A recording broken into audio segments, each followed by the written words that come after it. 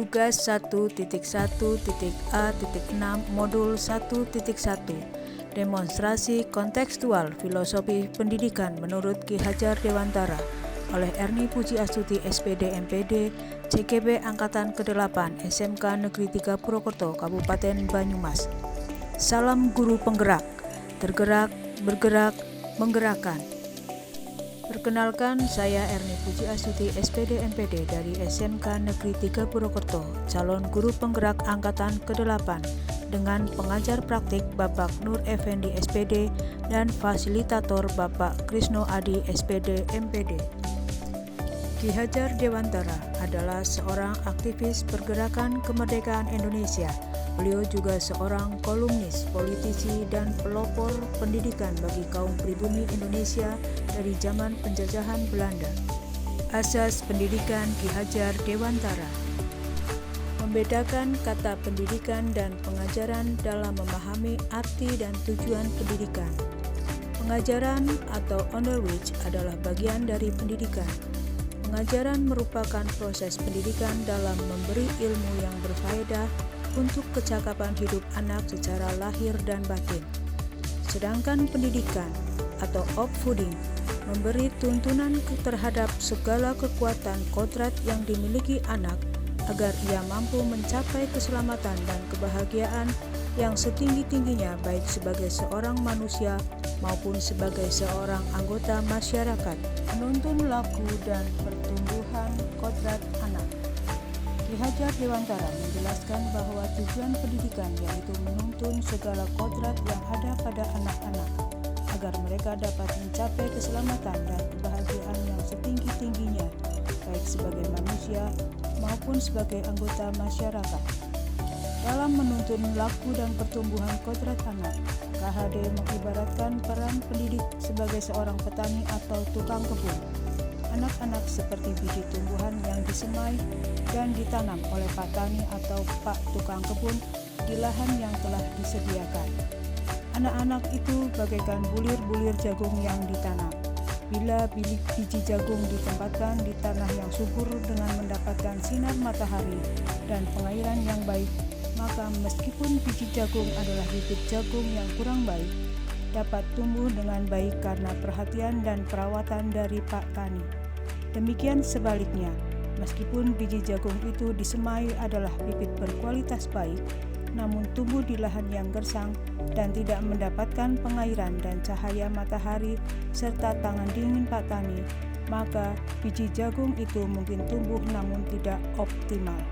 Dalam proses menuntun, anak diberi kebebasan, namun pendidik sebagai pamong dalam memberi tuntunan dan arahan agar anak tidak kehilangan arah dan membahayakan dirinya. Seorang pamong dapat memberikan tuntunan agar anak dapat menemukan kemerdekaannya dalam belajar. Kodrat alam dan kodrat zaman. Sebagai dasar pendidikan, KHD menjelaskan bahwa dasar pendidikan anak berhubungan dengan kodrat alam dan kodrat zaman. Kodrat alam berkaitan dengan sifat dan bentuk lingkungan di mana anak berada, sedangkan kodrat zaman berkaitan dengan isi dan irama. KHD mengelaborasi pendidikan terkait kodrat alam dan kodrat zaman. Dalam melakukan pembaharuan yang terpadu, hendaklah selalu diingat bahwa segala kepentingan anak-anak didik, baik mengenai hidup diri pribadinya maupun hidup kemasyarakatannya, jangan sampai meninggalkan segala kepentingan yang berhubungan dengan kodrat keadaan, baik pada alam maupun zaman.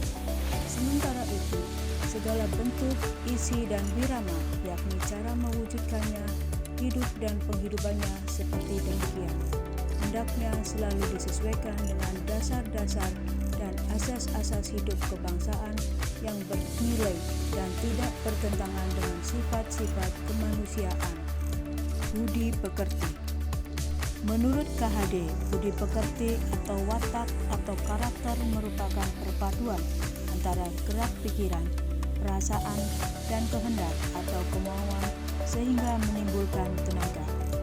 budi pekerti juga dapat diartikan sebagai perpaduan antara cipta atau kognitif dan karsa atau afektif sehingga menciptakan karya atau psikomotor.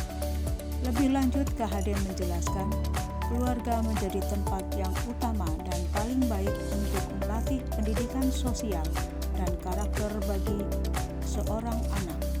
Keluarga merupakan tempat bersemainya pendidikan yang sempurna bagi anak untuk melatih kecerdasan budi pekerti atau pembentukan watak individual. Trilogi pendidikan.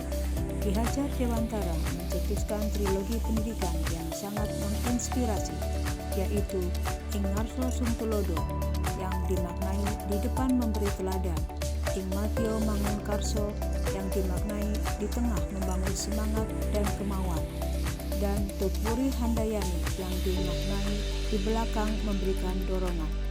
Sebagai seorang pendidik, kita harus mampu mengejawantahkannya ke dalam proses pembelajaran yang berpihak pada murid. Alasan yang kontekstual mengenai penerapan ide atau gagasan sesuai dengan pemikiran KHD. Perubahan konsep pemikiran Ki Hajar Dewantara sangat relevan diterapkan pada zaman sekarang ini. Inti dari filsafat pendidikan Ki Hajar Dewantara adalah perubahan. Pendidikan seperti tata surya selalu bergerak, tidak pernah berhenti, tidak boleh statis atau diam. Mereka tidak pernah berhenti berputar, karena ketika mereka berhenti berputar, maka akan terjadi kehancuran. Begitu juga dengan kebudayaan bersifat dinamis, tidak boleh statis. Perubahan itu kekal. Alasan yang kontekstual mengenai penerapan ide atau gagasan sesuai dengan pemikiran KHD. Guru sebagai teladan. Sebagai pendidik, kita harus menjadi teladan bagi murid serta selalu mengembangkan kekuatan, semangat, dan motivasi dalam proses pembelajaran, dan di belakang memberikan dorongan, mengembangkan bakat dan minat yang dimiliki murid sesuai dengan potensinya, membangun karakter yang positif melalui kegiatan-kegiatan pembiasaan, selalu memberikan tuntunan dan arahan yang baik dan positif, membuat proses pembelajaran yang menyenangkan, menarik, dan menantang. Hal tersebut tercermin dalam filosofi pemikiran Ki Hajar Dewantara, dan sebagai pendidik kita harus mampu mengejawantahkannya dalam proses pembelajaran yang berpihak pada murid. Hasil penerapan ide atau gagasan terkait pemikiran KHD secara kontekstual. Penanaman karakter dan budi pekerti melalui jadwal piket guru untuk membudayakan budaya 5S setiap pagi. Kebiasaan berbaris dan berdoa sebelum memulai kegiatan belajar mengajar di pagi hari. Kebiasaan Jumat bersih, Jumat sehat, dan Jumat infak yang dijadwal secara bergantian. Kebiasaan upacara setiap 2 minggu sekali pada hari Senin dan pada hari besar nasional. Kegiatan ekstrakurikuler, yaitu ekstrakurikuler wajib atau pramuka dan ekstrakurikuler pilihan yang bisa dipilih oleh masing-masing siswa. Kegiatan P5 yang bisa menumbuhkan rasa gotong royong, kreatif, bernalar kritis, mandiri, dan berkebinekaan global. Demikian paparan tugas saya. Terima kasih. Wassalamualaikum warahmatullahi wabarakatuh. Salam sehat dan bahagia Ibu dan Bapak Guru Pembelajar.